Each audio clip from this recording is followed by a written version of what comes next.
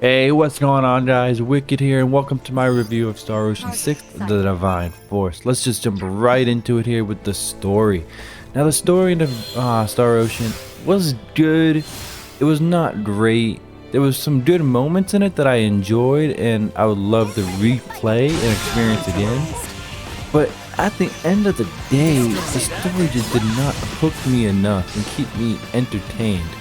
If it wasn't for everything else in the game, I probably would have dropped it, and that's very sad to say because Star Ocean needs a really good game and a really hit success to be relevant again. And this game was that, but not for the story. It's your typical two kingdoms fighting for power, one kingdom is evil, one kingdom is good type of story, and that just does not do it for me in these games. I don't care for the political war type stories, and this game is no different. But I will say, the characters though, they're amazing.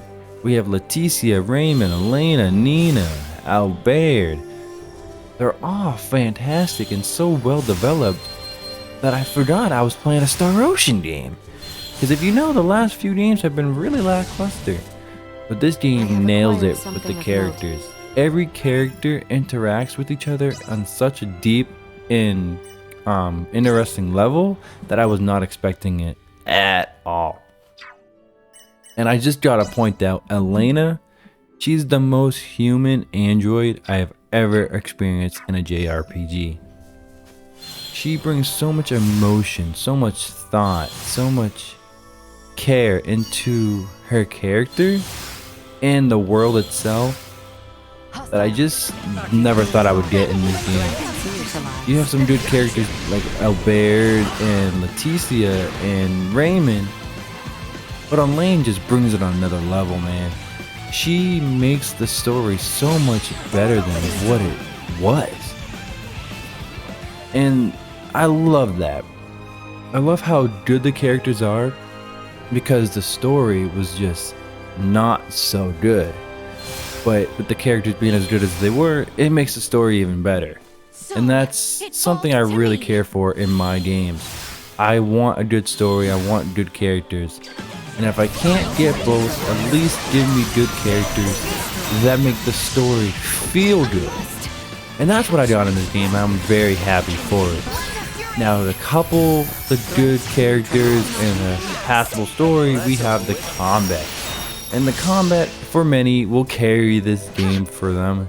And it's fantastic. It's well deserved. You have this AP system, which every move you do is based on AP. If you use all your AP, you have to recharge. But it recharges so fast that you're never going to worry about that.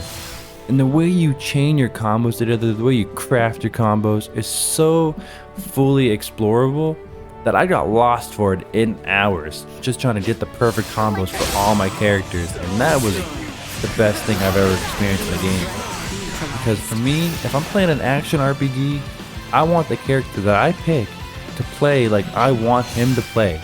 And I got that with every single character in this game, and that is fantastic. Now, that's not to say the combat is perfect, because there are some issues, like it's very easy for the main fights, but when you get to the boss fights, they just spike the difficulty so much that I felt like I was playing the game wrong, I leveled my characters wrong, or I was just on the wrong difficulty. But then when you get back to the regular mobs, it's like, okay, did I pick the wrong difficulty because it's too easy? But all in all, the combat's really good. I love how craftable and customizable the game is. I will say, if you're having struggles playing as like a certain character, try someone else, because I'm sure there's a character there for you to enjoy the combat even more. Alright, and lastly, the music is good. It's serviceable, it does its job, but it's not gonna blow you away. It's really not. And that's Star Ocean for you. It's never had fantastic music, at least to me anyways. But it does the job well.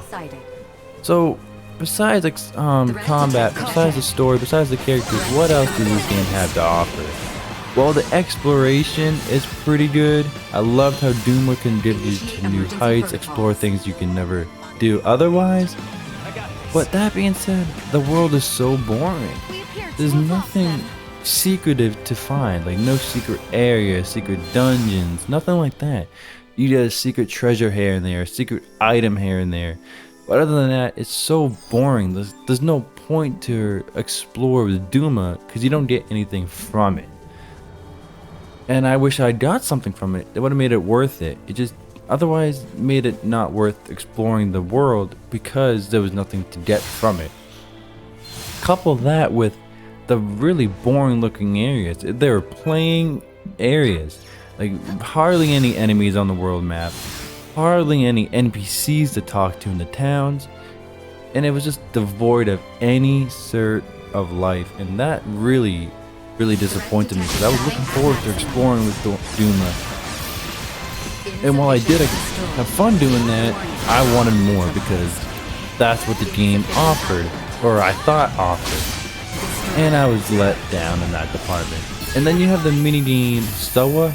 I personally never played it, but I've heard it was a lot of fun. And the cards and stuff that you use in that game are accessories for your characters, and they're probably some of the best accessories in the game. So I would be on the lookout for that. And if I were you, I would get invested in that game because I heard it's really fun and the rewards seem worth it. And lastly, we have side quests in this game. I did but 2 side quests. Not because I couldn't find them, but the descriptions and the objectives were so obscure that I just did not care enough. And if I didn't play for a day or two, they don't tell you in the game vaguely enough what to do. You have to kind of write it down or guess or try to remember, and I just couldn't be bothered doing that, so I gave up. After about 2 side quests, I was done. I couldn't be bothered. Gave me the main game, I was good. But with all that being said, my final thoughts on this game: it has a really good customization levels with the characters. The combat's really fun. The story is whatever, it's nothing great. The exploration, fun, but very much let down. And with that, Star Ocean 6 The Divine Force gets a 3 out of 5 stars. And on a buy, wait for sale, or skip, it gets a buy. Because the combat's so fun and the characters are so good, this game gets a buy from me. And I really hope with the success of this game we get more Star Ocean games in the future. But guys, I want to thank you all for watching this video. If you want more JRPG content, hit that subscribe button. I got more reviews coming. I got an LP on the way of Mario and Rabbids, the Battle Kingdom, and more LPs in the future. So stay tuned for more JRPG content. Again, thank you all for watching, guys, and remember, stay wicked.